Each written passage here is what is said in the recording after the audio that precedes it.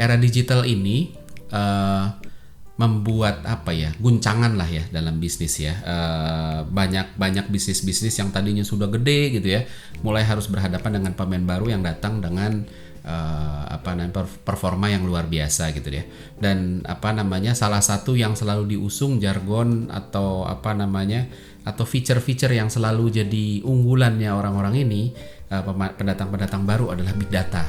Kita selalu ngomongin soal big data. Wah, big data nih, big data gitu kan. Sekarang orang-orang bilang datanya mana gitu kan. Kalau ada data tuh kayaknya semuanya jadi beres gitu kan. Sampai saya pernah penasaran gitu ya. Penasaran sekaligus dalam tanda kutip ngaku aja ngiri gitu ya. Ada orang-orang yang kerja dari top consulting firm gitu ya, yang gajinya gede dan lain sebagainya. Itu saya coba pelajarin kenapa sih mereka bisa digaji segede gitu dan lain sebagainya. Ya banyak faktor gitu, tapi salah satu faktor yang juga menurut saya cukup berperan adalah consulting firm itu selalu membawa data gitu ya. Mereka punya akses terhadap data yang banyak banget, data market, data kompetisi, data potensi dan lain sebagainya, data ekonomi juga gitu ya. Nah, ini akhirnya membuat orang suka nggak suka yang serius memang ngerti data dan memang bawa data dan menggunakan data secara proper banyak. Saya nggak menyangkal itu. Tapi nggak sedikit juga orang yang ikut-ikutan. Orang yang sebenarnya latah aja, semua orang ngomong data, kalau kita nggak ngomong data tuh kayaknya aneh gitu kan. Nah, ini saya nyebutnya sebagai data fetishism gitu, fetish gitu ya. Fetish tahu kan ya, kita suka terhadap sesuatu yang dalam tanda kutip tidak wajar gitu. Misalnya fetish tuh biasanya kan ada hubungan dengan seksual gitu ya. Fetish sama mohon maaf celana dalam pasangan gitu. Sehingga ada selebriti yang jual celana dalam yang belum dicuci gitu. Terus dijual mahal sampai puluhan juta gitu, sampai ratusan juta. Itu ada, itu fetish gitu. Jadi artinya memang kita mulai fokus sama sesuatu yang sebenarnya bukan relevan gitu kan. Kalau kita suka fetish terhadap celana dalam, kan celana dalam sebenarnya nggak ada hubungan langsung dengan daya tarik seksual gitu, tapi dari celana dalam ini men-trigger bahwa nanti bisa begini nih. Nah, data juga sama gitu. Jadi kita fetish terhadap data karena ketika ada data tuh seolah-olah bisnis selesai gitu. Padahal apakah begitu? Masih banyak diuji karena tidak sedikit juga kasus di mana datanya sudah menunjukkan terus hasilnya berbeda gitu ya. Hasilnya ternyata bertolak belakang. Apakah salah datanya? Belum tentu juga gitu loh. Tapi untuk ngerti gitu ya soal ini, kita perlu ngerti bahwa memang secara kita manusia nih kan hidup dengan banyak banget ketidakpastian. Kalau hidup pasti juga mungkin nggak seru-seru banget gitu ya. Justru karena nggak pasti ini kadang-kadang jadi seru. Dan data ini memberikan kita sense of kepastian lah. Belum pasti tapi udah mulai mengerucut gitu kan.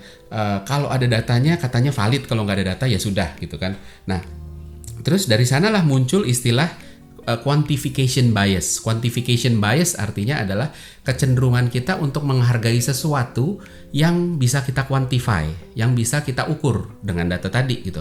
Seolah-olah kalau ada datanya, ada ukurannya, apalagi datanya komprehensif, itu valid. Ketika enggak juga gitu kan. Jadi kita selalu berusaha menghitung apapun yang bisa dihitung. Bahkan jadi latahnya adalah yang sebenarnya nggak bisa dihitung, kita sambung-sambungin untuk bisa dihitung.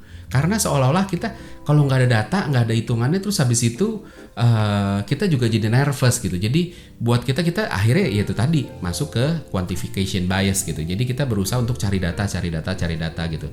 Nah, padahal nggak semua hal itu bisa dijawab oleh data gitu. Karena data pada dasarnya itu sebenarnya kan adalah tentang masa lalu. Kalau kita ngomongin masa depan, datanya belum ada. Yes, ada probability gitu ya. Apa yang terjadi di masa lalu akan cenderung ngebawa ke depan. Tapi ada kasus-kasus di mana enggak gitu. Karena memang data di masa lalunya juga nggak ada datanya. Contohnya apa? Contohnya pertama misalnya Facebook gitu ya. Waktu Facebook naik gitu ya. Secara data harusnya nggak masuk akal kenapa Facebook itu bisa ngelewatin Friendster dan menjadi jauh sebesar ini, bahkan ketika sebagian besar key feature-nya itu udah ada di Friendster gitu. Jadi Friendster udah punya, tapi dan dia punya traction, Facebook bisa ngelewatin cepet, terus abis itu Friendster-nya malah tumbang gitu. Datanya juga aneh, nggak begitu bisa menggambarkan itu. Yang kedua adalah TikTok. Datanya mau dari mana gitu, karena TikTok ini bisa dibilang dalam tanda kutip kan pioneer di kategori ini ya, video yang bite size yang didorong ke kita berdasarkan relevansi, berdasarkan behavior kita. Kalau YouTube itu kan beda, algoritmanya yes, ada relevansi berdasarkan behavior, tapi tidak didorong, hanya didorong ke dalam homepage-nya, terus habis itu kita masih harus milih sendiri. Kalau TikTok ini kan nggak didorong, udah ke depan mata kita tinggal scroll, jadi lazy mode lah ya. Kalau YouTube itu masih harus lebih dalam lagi. Lalu yang kedua, iPad. Kesuksesan iPad itu datanya dari mana? Gitu, karena iPad itu barang yang pertama gitu, produk tablet pertama yang masuk ke pasar. Jadi boro-boro ada datanya, orang tablet itu juga belum pernah ada gitu. Jadi dan Steve Jobs waktu itu bilang gitu, kalau konsumen ditanya tentang apakah mereka mau iPad apa nggak akan tahu, karena mereka nggak tahu apa yang mereka mau dalam bentuk produk. Kita cuma bisa dapat itu esensinya. Oh, orang mau kemudahan, orang mau kepraktisan. Tapi apakah iPad? Enggak. Jadi itu area di mana data tidak bisa banyak membantu. Terus kasus yang real satu lagi, Nokia gitu ya. Nanti kalau sempat boleh browsing. Ada salah seorang etnografer. Etnografer itu adalah orang yang melakukan studi dengan mengamati. Jadi bukan cuma interview, tapi sebenarnya fokusnya lebih banyak mengamati. Jadi dia ngambil data-data etnografi tentang seseorang. Dia kerja di Nokia jauh sebelum Nokia tumbang. Jadi begitu smartphone mau mulai masuk gitu, atau awal masuk, dia sudah bilang bahwa sebelum masuk dia udah bilang bahwa ini arahnya kita harus masuk ke kategori yang namanya smartphone. Nah, tapi waktu itu petingginya Nokia, nih orang namanya Tricia Wang gitu ya. Petingginya Nokia bilang nggak mungkin, kita punya dataset lebih gede. Data kamu apa? Kita mau masuk ke sana. Dataset kita lebih gede dan ini kita nggak bakal terganggu sama itu gitu kan. Dan akhirnya tumbang gitu. Data menunjukkan bahwa Nokia tidak akan terganggu sama smartphone, tapi kenyataannya sekarang mana Nokia? Hilang gitu ya. Terus kalau di kasus di Indonesia contohnya apa? Contohnya Burger King. Beberapa puluh tahun lalu Burger King pernah masuk sini gitu ya, dan gagal total, sehingga dia balik lagi gitu kan, pulang ke negara asalnya, nggak buka lagi, nggak ada tokonya lagi. Terus abis itu tidak ada data bahwa orang lebih suka makan burger waktu itu gitu kan, karena belum ada outlet burger lain lagi, satu-satunya cuma McD. Dan McD juga tetap, McD Indonesia ini kan unik karena ini satu-satunya McD di mana penjualan paling gedenya ayam. Karena kalau di negara lain tuh ayamnya nggak ada, biasanya nugget doang gitu ya.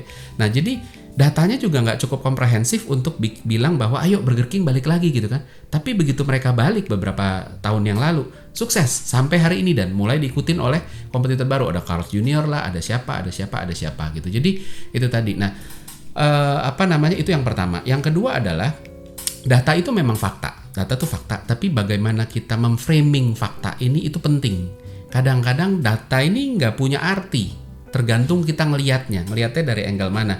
Dan kalau kita salah ngambil angle, bisa bahaya banget gitu loh.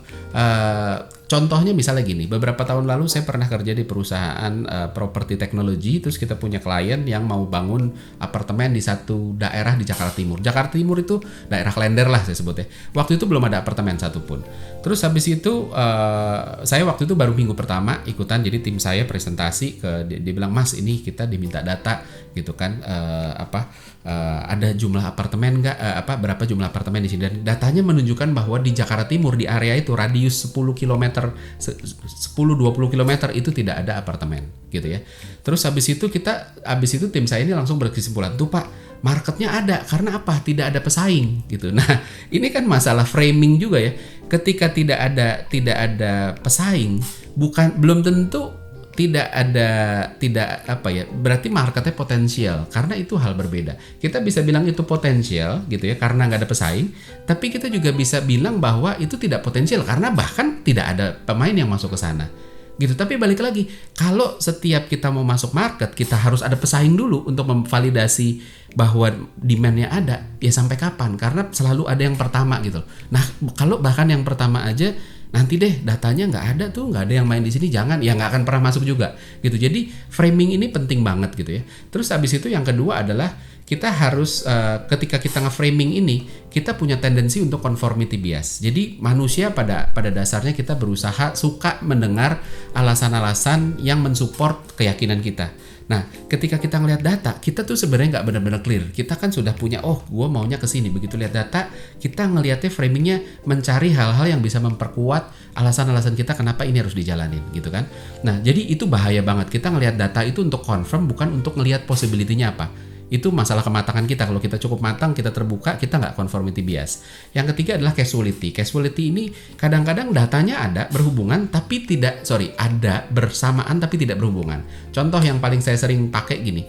Kalau misalnya di depan rumah saya setiap jam 5 pagi tukang sampah keluar gitu ya. Berhenti di depan rumah saya, di depan tempat sampah, terus dia ngasok dulu sebentar, dia ngerokok gitu ya.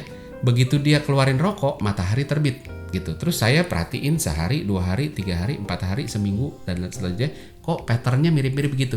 Terus apakah bisa kita simpulkan bahwa yang membuat matahari terbit adalah karena tukang sampah sudah ngeluarin rokok? Kan nggak bisa begitu. Jadi 2 hal yang terjadi bersamaan harus dicek dulu causality-nya, apakah ini berhubungan, apakah ini cause and effect-nya ada atau enggak gitu. Karena kalau enggak bahaya banget gitu. Nah, selanjutnya lagi kalau kita ngomongin soal data, soal quantification bias ini, kita juga harus hati-hati bahwa manusia ini dinamis gitu kan. Sama kayak orang ramal. Peramal sering bilang gitu kan, ini ramalannya kamu ke depan akan sakit parah nih. Nah, ketika kita dikasih tahu itu, kita mulai ngerubah gaya hidup. Wah, sakit parah, berarti saya harus hati-hati. Nyetirnya lebih pelan supaya nggak kecelakaan, makannya dijaga dan lain sebagainya. Dan sehingga ketika kita mengantisipasi dan berubah, ujungnya pun juga bisa berubah. Jadi kita tuh dinamis, situasinya berubah ketika kita tahu kita berubah dan lain sebagainya. Gitu, variabelnya banyak. Sehingga kalau kita ngelihat data, variabelnya tuh berubah terus apa enggak gitu. Contoh itu COVID gitu ya. COVID waktu baru masuk, wah itu kampus-kampus, ilmuwan, dokter, profesor semua bikin ramalan kapan COVID akan selesai. Yang akurat berapa persen? Kurang dari 10% gitu. Dan itu pun belum terbukti. Kurang dari 10% belum bisa dibilang tidak akurat, tapi 90% mungkin ya, ini angka saya ngasal aja ya. Itu tidak akurat. Ada yang bilang Juni selesai gitu, ada yang bilang Agustus selesai, apa yang bilang. Nah, kenapa nggak akurat? Apakah salahnya mereka? Enggak gitu loh. Salahnya adalah variabelnya berubah. Gitu. Ketika variabel berubah, ya ujungnya juga berubah. Jadi ketika kita lihat data, kita harus lihat itu tadi gitu kan. Apakah variabelnya tepat apa enggak gitu kan. Kalau enggak ya berbahaya. Nah, terus habis itu yang selanjutnya juga ini harus kita consider, nggak semua yang bisa kita quantify, nggak semua yang kita bisa ukur itu nggak benar. Artinya banyak hal yang kita nggak bisa ukur, tapi bener aja gitu loh. Banyak hal yang ya otak kita cukup terbatas, teknologi kita cukup terbatas untuk memperkirakan. Contoh begini deh, kalau di marketing yang paling sering kan adalah kalau digital gampang diukur. Kita spend segini, kliknya berapa, convert, jual, terjadi penjualan sehingga kita bisa hitung semua gitu ya. Tapi kalau kita ngomong TV gitu kan, apakah TV itu berkontribusi terhadap penjualan? Kalau dibilang iya, mana buktinya? Orang nggak setiap orang yang beli nggak ditanya, kamu lihat karena TV apa enggak kan? Tapi kalau dibilang enggak bisa juga gitu. Jadi ada hal-hal yang memang tidak bisa di-track, tapi bukan berarti ketika tidak bisa diukur, tidak bisa di-track, terus habis itu nggak ada impact-nya ke output yang kita mau cari gitu kan. Dan banyak hal gitu ya. Kalau kita tanya suka lagu apa, apa sih yang bikin kita suka sebuah lagu gitu, kita juga nggak bisa merumuskan apa sih. Ada cengkoknya, ada dynamic-nya atau apa. Carilah lagu yang ada cengkoknya, ada dynamic-nya, belum tentu juga kita suka gitu kan. Orang juga sama, kita suka orang yang kayak saya suka yang tinggi, semampai dan sebagainya. Tapi di episode berapa ya saya pernah ngomong bahwa ngebangun brand love itu luar biasa adalah ketika sama kayak kita jatuh cinta sama orang ya. Kita punya tipe, ini tipe cewek gue nih kayak gini, tipe cowok idaman gue nih kayak gini. Tapi banyak banget orang yang jatuh cinta justru sama orang-orang yang bukan tipenya, tanpa kita bisa ngejelasin kenapa gue suka sama dia padahal bukan tipe gue dan lain sebagainya. So kesimpulannya adalah data penting. Saya nggak bilang data nggak penting gitu ya, tapi data nggak bisa dijadikan satu-satu patokan. Ada konsep namanya triangulation. Jadi nggak boleh kita cuma percaya sama satu data, tapi harus beberapa data kita cross apakah ini tepat apa enggak. Terus kedua, kita harus lihat variabelnya stabil apa enggak gitu kan. Kalau nggak stabil, data ini mungkin tidak bisa menjadi pegangan 100%. Selanjutnya adalah kita harus terbuka sama unquantifiable data gitu ya. Jadi ada hal-hal yang memang tidak bisa diukur, dan itu ketika nggak bisa diukur bukan berarti itu nggak ada pengaruhnya gitu. Terus abis itu si Tricia Wang tadi, si etnografernya Nokia itu, dia memperkenalkan istilah namanya tick data. Ini temennya Big Data. Dia bilang tick data tidak menggantikan Big Data, tapi tick data inilah data yang sebenarnya kalau ngomongin big, ini nggak big, ini small, tapi ini dalam gitu loh. Karena ini ngomongin soal behavior, soal sesuatu yang tidak bisa dikuantify tapi tetap akurat gitu kan. Nah, itu tadi. Dan pada akhirnya kita harus punya mindset bahwa Kalau semua bisa diselesaikan dengan data, maka nggak ada lagi yang dibayar dengan mahal, karena ya udah kita tarik datanya pakai mesin, terus habis itu dijalanin pakai data, atau dicari orang yang disiplin nih, cari pemulung pinggir jalan atau tukang parkir pinggir jalan, nih datanya kayak gini, kamu ngejalanin gini, terus semuanya selesai, kan jadi begitu. Nah akhirnya ya udah nggak butuh orang-orang pinter S2, S3 dan lain sebagainya gitu. Jadi memang harus bijak banget menyikapi data supaya kita juga nggak jatuh ke quantification bias ya.